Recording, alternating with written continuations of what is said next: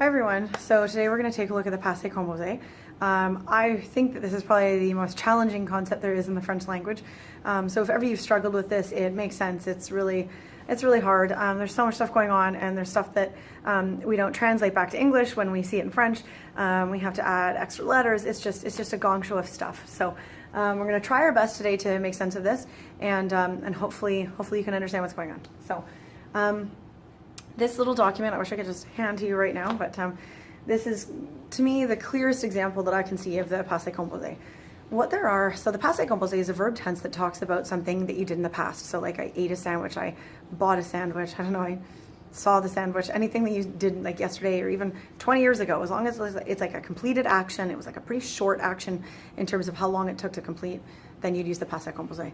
I'll explain in another video what the difference is between the passé composé and the imparfait, but all I need to know is it's something that you did, it's completed, and so in the passé composé, there's 4 different kinds of verbs. And the tricky thing is that there's some of these verbs don't actually exist as a category outside, like in other verb tenses. So for example, like one of the categories we have here are van der Trapp verbs, and they don't actually exist in the present tense. That's just not a thing.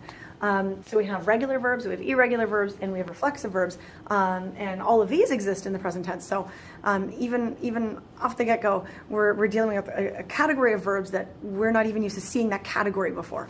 So let's just start kind of with the basics. There's 4 kinds of verbs in the passé composé. We start over here on the left with the easiest. We work our way over here to the right, which is the hardest. We have what we call regular verbs, meaning that they follow a bit of a pattern, meaning that like there's rules, we follow the rules, and then we have our conjugated verb, and it's nice and clean, it's done. That's a regular verb. In the regular verb, what we do is we have ER, IR, and RE verbs. And the reason why this is already even confusing is all of these other verbs also end in ER, IR, and RE. So you're like, well, then what's the difference? How do I know? You just simply know because of documents like this, or you've seen it enough, you've heard it enough, you've seen it in a textbook. But it's not like you're going to look at the verb and be like, oh, clearly that's a regular verb. It starts with an A. Or, like, there's nothing logical about the verb, like the look of the verb that's going to tell you that it's regular or irregular. You just simply have to consult some kind of information source to let you know which one is which. So what we do in... So I don't know if you guys can see. So what I'm going to do, hopefully you can see. Let me just kind of walk you guys through this. There's kind of 3 parts to the passé composé. You have your person, you have your pronoun, you have your auxiliary verb, which is what I just call the middle verb, and then you have like the main verb, and it's like called the participe passé. And so it's like the main verb that you're trying to conjugate. So even already there, we're again, this is another hurdle already. Like we've only been talking for, I can see 3 minutes, and we already have like 3 hurdles. So we have our person, we have our auxiliary verb, and then we have our main verb. And that's 3 in French, and then in English you have like I walked. So you have 2, or I sang, I bought. There's only 2 words. So already we have more words in French than we have in English. So you're like, well then what is this extra word? And so here's now the predicament for us, is that in French, our middle word, our auxiliary verb, so here, for example, in the verb aimer, to like, I have like j'ai aimé.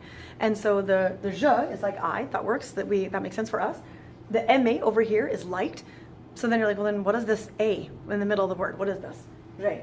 So here's kind of the predicament for us, is that we have to have it in French, but it actually doesn't translate back into English. Because, here's the thing, if I translate it word for word, sorry, I just went ahead of myself here. The middle word, and I'll show you guys how to do this in a little bit, but hang on. The middle word comes from the verb avoir. It's the present tense of avoir. So where I'm getting this is it's like j'ai is literally I have. And so you look at this and you're like, okay, word by word, it's like j'ai aimé, I have liked. But the problem is that I have liked is actually a different verb tense. So the thing is that the verb in the middle, we have to have, but we can't translate it. We just pretend it's not there when we go back from French to English. Otherwise, we're saying something totally different than what it actually looks like in French. So let me just say that again to make it more clear. If you have I, like j'ai aimé, word by word, you're saying I have liked. But the idea of I have liked is actually the plus que parfait, which actually puts something even further back in time, which is not what the passé composé is. They actually have a different way of saying I have liked in French.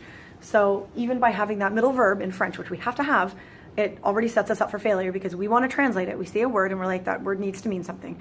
And you're like, what does it mean? Well, it means something, but we can't say it. We just, I liked.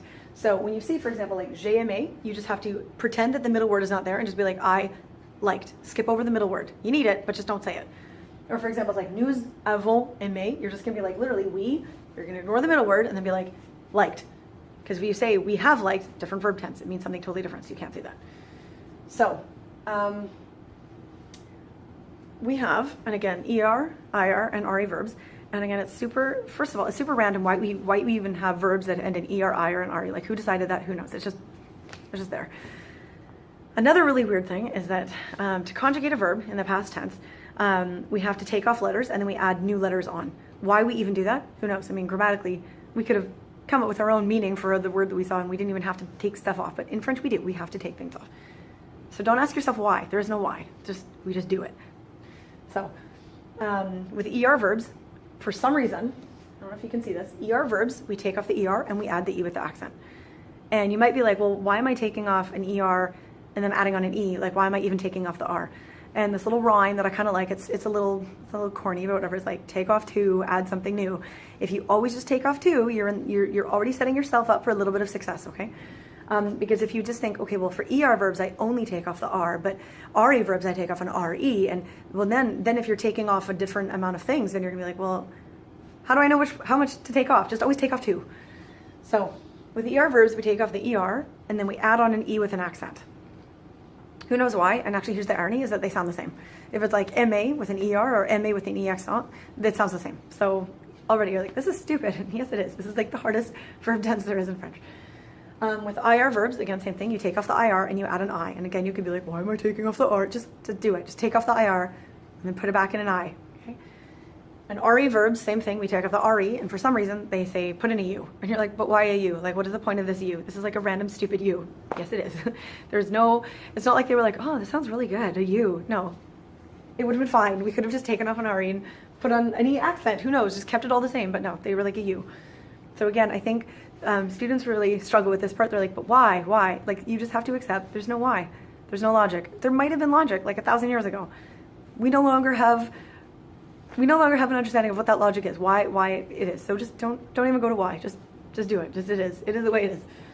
So it's like saying, why did we call the number 2 2? I mean, could have called it like blah blah blah blah. It would have been, it's the same function. Who cares why? So so this is what it looks like in regular verbs. So whether it's ER, IR, or RE, the middle word is still avoir. I don't know if you guys can see that, hopefully. The middle verb is still avoir. And if you're wondering what the difference is, between regular and irregular, the only difference is that the verb that gets conjugated doesn't follow the same pattern. I'll get into that in a minute. But these two categories still take avoir in the middle. So let me just show you. We're going to do this kind of one step at a time so that you guys can see exactly how to conjugate a verb. They have websites that are really good that show you, it's like verb conjugator, and they just kind of do it for you. But you want to be able to not have to always use a computer when you're talking to people. It's kind of nice just to be able to talk and not have to think. It just kind of can come out. So steps, and I'm going to break this down really slowly. It's going to be maybe a little boring, okay? So step 1, we write down the pronouns. So let's just do this together, okay? So let's say my verb is aimer. Step number 1 is I'm writing down my pronouns. My pronouns are my people words. Okay, so je, tu, il, elle, nous, vous, il, elle. Done. Kind of nice and easy. So go back. There we are. Go back up here. I'm going to write down the auxiliary verb, the main verb. So I'm going to go here. Where I'm getting this from is because it's a regular verb. Regular verb. My middle verb, my auxiliary verb, is going to be avoir. And we only have 2 choices, which is, as much as it's frustrating being like, why, number 1, why do I even have to have this? And then why is that avoir? And then why are there 2 choices? And why is the other choice être? Who cares? There's 2 choices, either avoir or être. And all regular verbs all take avoir as their auxiliary verb. There's no why. That's just it. It just is. Here's the other thing, is it truly comes from the present tense. It's avoir in the present tense. So all I'm doing is I'm copying out avoir the way I would if I wanted to say like I have, you have, he has, she has, we have, So, is on. So that is what is called an auxiliary verb. And try and think of it like an auxiliary job, auxiliary hours, like you're doing, like you're helping out. It's not full-time, it's not part-time, it's just you're kind of helping out when needed. That's what an auxiliary verb is. It's just kind of when needed. This is not your main verb. The main verb is going to come right after. So as you guys can see, hopefully, I'm trying to conjugate the verb aimer I don't have aimer on here yet. So far I have my pronouns, my people words, and my auxiliary verb, which I have to have, but I'm not going to translate. It doesn't mean anything, but it has to be there. And I haven't even touched aimer yet. So let's now go here. Step 3, write down the verb. And again, what I'm showing you is like kind of the long way of doing things. But as time goes on and you get a little bit more comfortable with how to do this, you're going to kind of be able to skip a few little steps.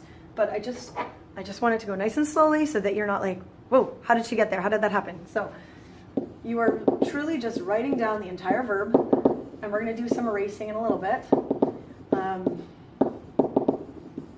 And as you guys get better at this, you're not going to have to write down the entire verb. You're just going to go right to the root. But we're not there yet. We're still just beginning. So A-I-M-E-R, A-I-M-E-R, with a dot. As you guys can see, I just took my verb, M-A, and I wrote it down. I'm not done yet, but I'm almost there. So the next one is I take off the last 2 letters. So you're like, why did I write all that down if I'm just going to take stuff off? I agree, and you're going to get there. But because we're still learning, we're not there yet. So I'm going to take my little eraser. Hopefully this goes well. I'm erasing the last 2 letters, and I know because it's ER, those are my last 2 letters. So truly and nice, and there we are. So in the future, you're not going to have to write it all down and then erase everything. This is just for baby steps, okay? Just so we don't get anything wrong. So far now I have this here is what is called the root. You're going to hear this term a lot, and the whole idea of the root is that's kind of what's left over when you take stuff away from the verb. That's the root.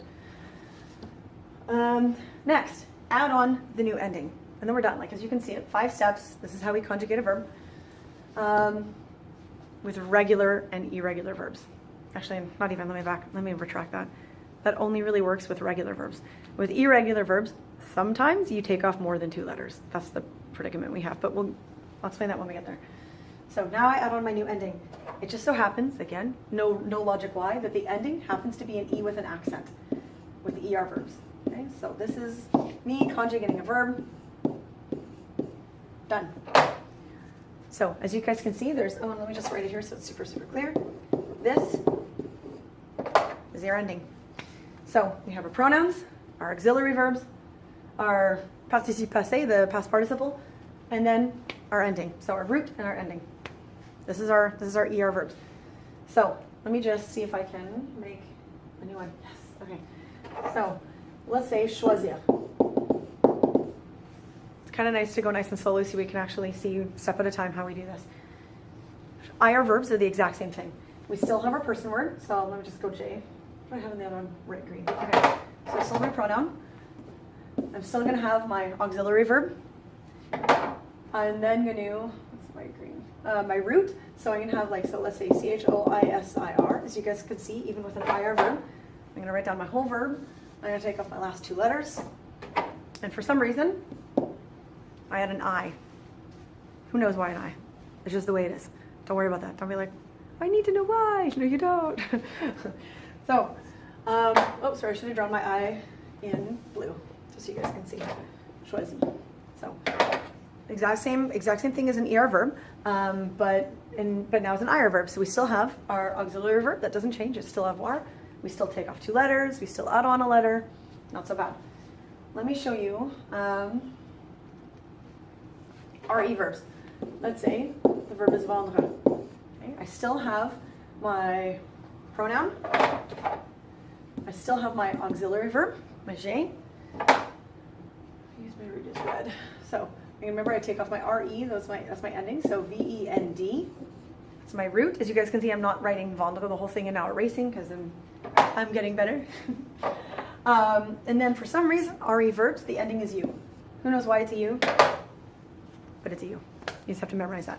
RE verbs become U. So those are our regular verbs. Now let's take a look at our irregular verbs. So the nice thing with irregular verbs is that they're similar to regular verbs in that the middle verb still takes avoir. So we still have our pronouns, we still have our people words, we still have our middle verbs, our auxiliary verbs, and we still have our participe passé. So we still have that verb, the main verb that we still have to conjugate. We still have to play around with it. What makes them irregular is that the participe passé, and this is about the most complete list I can come up with. Like, I know there's probably more, but whatever, I haven't found them. So there's, I don't know, 20 some odd verbs that when we go to take off letters and add on a new letter, for some reason the French people were like let's play around here. And so these are all messed up. So here's an example. The verb we have, like avoir, in theory, we should be able to, let me just show you back to here. So the verb, avoir, when we conjugate it, we want to say, for example, like we've got our person word, our auxiliary verb, we want to take the verb avoir. This is what we want to do, because we're logical people. We want to do this.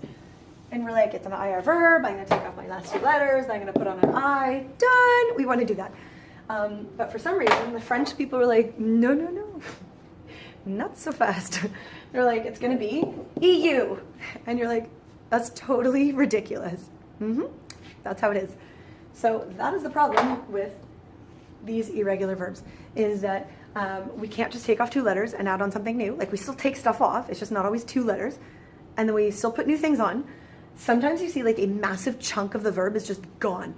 So for example, like connaître, they just took off like a whole bunch of letters at the end. And again, we're like, and a U. And they're like, but it doesn't even make sense. Why they're taking off so many letters? Like it could have been quite okay. See, like, let me just show you. So R-E. Connaître, they could have easily just been like, taken off the RE and like a regular RE verb and added on a U. It could have been quite nice. Connais-tu. But for some reason they were like, nope. Connu. And you're like, why? Why did you have to go and do that? There's no reason. Maybe there's a reason. We just don't know what it is. Because it was so long ago that this happened. So that's the difference. For example, like the verb to drink, boire, we take off O-I-R-E. We take off four letters and add on a U. And again, you're like, but why? Why did you take off four letters? Like it could have been boyu. And they're like, nope, just bu. So who knows? Who knows where that decision came from? So basically at this point, with irregular verbs, you just simply have to memorize this little list of what those words actually become, as in the past participle when we put them in the passé composé, because they're horrible verbs. On the bright side, the verbs that are horrible in one verb tense are usually horrible in another verb tense. So it's not like you're going to be like, wow, I never saw that one coming. The verb to walk all of a sudden got really random. Like, no, generally they're like, if they're messed up once, they're going to be messed up again. So here's now the big divide. These verbs, regular and irregular, are generally manageable. Like, I know that doesn't look manageable, what we just did. You're already like, I'm sure you're thinking, like, this is horrible. Like, it is a little bit of horrible. So the two verbs over here are even more horrible. So what happens is the middle verb, the auxiliary verb, changes. So over here we have avoir, and these two columns, the Van der Tramp and reflexive verbs, they take être. And again, there's no logic. Like, why? Why did it have to be être? Like, who knows? Like, it's just, I think they did that just so they can be like, Anglophones, good luck. Try and learn our code. And the other thing, which is at least kind of nice to know, is that it's only avoir and être. Like, it's not like you're like, oh, I'm going to use faire. No, like, it's got to be one of the two. But again, there's no logic. Like, it actually probably could have still conveyed meaning with avoir. So I think for us, that's like the biggest hurdle is we just want to know why. Why did you do this to us, French? But whatever. So Van der Tramp. You might have heard this term before. Van der Tramp is basically just an acronym. It's this list of all of these horrible verbs that are really tricky to deal with. And in order to remember which ones are the most horrible, they were like, oh, let's come up with an acronym. And so they came up with like Van der Tramp, so it's like literally just VANDERTRAMP, and so it's just the beginning of these verbs. And then they're like, oh, we forgot about those 5. So now it's like Dr. Mrs. Van der Tramp. There's no actual doctor. She's not actually married. It's just an acronym. So when you hear Van der Tramp, don't be like, that sounds so unique. This is so special. What is that? It's just an acronym of really tricky verbs to deal with. So step number 1 in trickiness is that the middle verb is être, whereas over here it's avoir. Let me actually just show you, because this is not fun. Let's say we take the verb aller. Okay? If I were to conjugate aller like a normal ER verb, I would be a happy woman. I would just go like this. I would go j'ai, aller. I would be very, very happy. The problem though is that they decided, they're like, no, you can't use avoir. They're like, you have to use être. So instead of j'ai allé, it's got to be je suis and then allé. Which, if you look at it word by word, It's literally like I am went or I am gone. Which you're like, that doesn't even make sense when we go back from French to English. Like this is a hurdle that you just have to be like, okay, it makes sense to them, it makes sense in French. It's when we translate that's when things fall apart. So, in Vandertramp, that's the second level of horribleness. Okay, so remember the first one is that it takes être instead of, I think, I'm just confusing myself, sorry. This one takes être, these two take avoir. Okay, there's one level of horrible. Okay, next level of horrible. Some of the verbs in Vandertramp, the past participle, conjugates like a regular er, ir, re verb. Some of them do not. And again, there's nothing inherent about the verb itself that you're going to look at and be like, oh, clearly to stay conjugates like a regular verb. No, not at all. So for example, if we look at like devenir, so devenir, D-E-V-E-N-I-R, it's an IR verb. In theory, we would take off the IR and add in an I. But if we look here, it's actually a U. So you're like, but this is stupid, an IR verb. It's like right there, it should just be an I. And instead they were like, U, it's gonna get a U. You're like, ah! So, same with revenir. So revenir, again, they take off the IR, and instead of putting in an I, it gets a U. No logic. But what's kind of nice is some of the ER verbs, they're kind of a little bit logical. Like we take off our ER and we put in an E for monter. So you're like, okay, I can deal with that. Or like rester, we take off the ER and we put in an E with an accent. So it's like, okay, I can manage this. But then some of them are like messed up, like to be born, naître. They literally only kept one letter. And they gave us a letter with a different accent. So you're like, well, why couldn't it have just been like naîtu? Like naîtu sounds kind of cute, you know? But they're like, no, né. And you're like, whatever, okay. So some of the verbs, and again, you just have to go over on your own time. Some of the verbs conjugate, like the past participle, conjugates like a regular ER, IR, RE. Some of them do not. Again, it's totally random. So don't sit there and be stuck and be like, but once I figure out why, then I'll understand this better. No, like there's no understanding why. It's just random. Some conjugate like a regular verb, some do not. So that's the next level of horrible. It gets even more horrible. Let me show you. For some reason, let's say it's like he's a boy, and you're like, il est allé, he went. This is acceptable. If you're a girl, elle est allée, then the French people are like, you know what? Let's give her an E. And you're like, why? They're like, it's like an accessory. Give her an E. There's no logic. And the boys are like, I want something. No, you get nothing. Why an E? Who knows? Who knows why? It could have been like a Z. It could have been an X. Who knows why we got an E? There are times where, let's say you are reading an email or you're looking at a form and you're going to see an E in brackets. So if, let's say, I were writing an email to your parents and I were to say, you know, your son or daughter, he or she went, I'm going to then, because I don't know the gender of everyone I'm sending an email to because it's just a mass email, I'm going to put my E in brackets. The whole point of that bracket is I'm saying, in case it's a girl, she gets an E, and in case it's a boy, it's only in brackets. It's not like I'm assuming that all the boys get an E because they're girls. It's like an if clause, right? So you will see an E in brackets. That's to let people know, like I don't know yet what gender we're talking about, but you're just trying to make sure that everyone's taken care of just in case. So I'm so bad at, you know, the problem is, oh, there we are. I try and calibrate it, but it doesn't always calibrate very nicely. Okay, so let's say if I were to say the boys, they went. So ils sont allés, because they're masculine, they don't get an E, but because they're plural, they get an S. Again, I mean, it kind of makes sense, but here's the funny thing, and I forgot to mention this: we don't pronounce them any differently, whether you get an E or an S. It's not like I'm going to be like il est allé, elle est allée. Like I'm not just going to add on a whole bunch of extra sound because it's a girl. Like she gets nothing in terms of pronunciation wise. And then again, let's say it's like the boys, they went, ils sont allés. I want to say ils sont allés so that people know that I know that there's an S, but I don't say it. It's just there, and people are just going to have to assume that I know it's there, but I don't say it. But let's say it's a bunch of girls. Elles sont allées. First of all, they're girls, so we give them an E. And because we're saying that they're girls, they're going to get an E. Because they're plural, and we know they're plural, they get an extra S. So, again, oddly enough, we just added on 2 letters, and we don't say either of them. So, like, literally, elles sont allées. Allées, allées, allées, allées. Like, having them there makes no pronunciation difference. So, this is what makes our Passé composé are Van der Trapp verbs in the passé composé, super complex because as you guys can see, first things first, the middle verb or auxiliary verb is different. Normally it would take avoir, but because the minute it's Van der Trapp, it has to take être. Now, if you were to say like an avoir verb, let's say elle a allé. You're saying that to somebody, you're like, elle a allé, she went. And instead of using a, you have a. I'm sure somebody from somebody French speaking would understand you. They would just be like, they're a little bit confused. But I'm sure the gist would still get across, but you're not correct, right? So the next hurdle is knowing how to actually make this verb happen.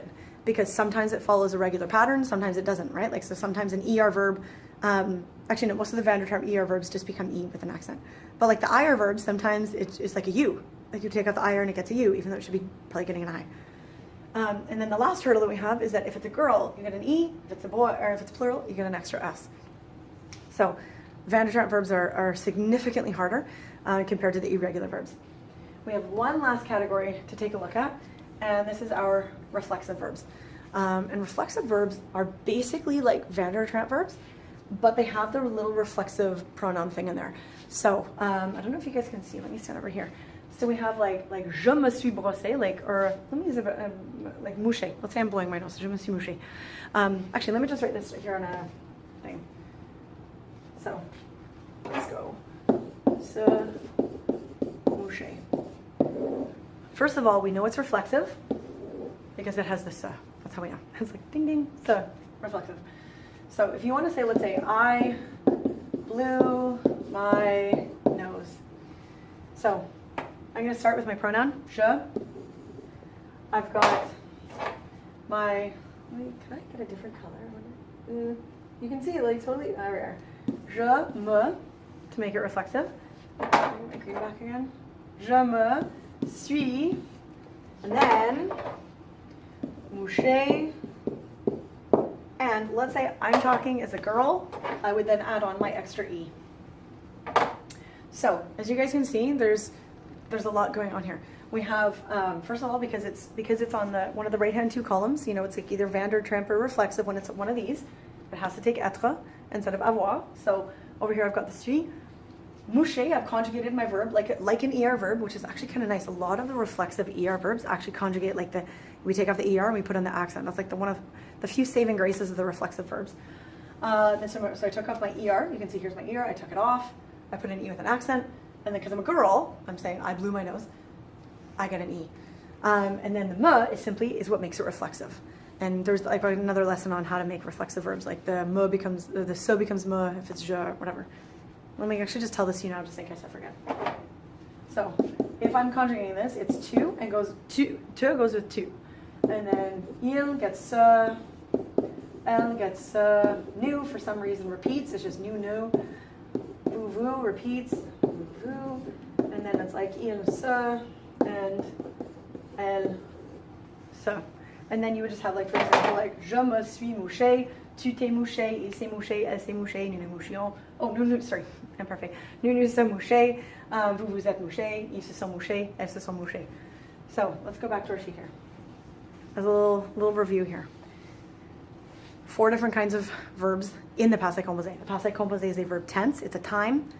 These are 4 different ways of doing things in that time. So we have ER, IR, and RE verbs. These are our regular. These are our easy ones, even though they're not really easy. They're super challenging. To conjugate them, we still have our pronouns. We still have our people words. Okay. Then we have our auxiliary verb. That's our middle word. And then we have the main verb that we're trying to actually use. If it's an ER, we take it off. It gets an accent, E accent. If it's IR, we take off IR. It gets I. RE, we take off the RE. We put in a U. Those are our regular verbs. Our irregular verbs, remember, they still have our pronouns, our people words. They still have our auxiliary verb, the middle verb. And they still have the main verb that we're trying to conjugate. The only difference is that the main verb that we're trying to conjugate doesn't follow any pattern. It's like a little rogue pirate verb. They're like, fine, you just do what you want, I guess. Don't follow any pattern. Don't follow a rule. And so we still take stuff off and we still put stuff on. It's just how much we take off and how much we put on really depends on the actual verb. There's not like a pattern of verb taking on off stuff with irregular. Van der Trapp, some of the past participles follow a regular pattern, some do not. But these two categories, the middle verb is now être instead of avoir. And we also are going to add an E and an S if it's either feminine or plural. And then with our reflexive, it's basically identical to a reflexive verb, how we conjugate it. And by having an être, you have an extra E, an extra S if need be. But we also have the like the me, te, se, nous, vous, that kind of stuff. So I'm sure I've forgotten something, but there we are. This is our little brief introduction. So I hope that helps. Thanks.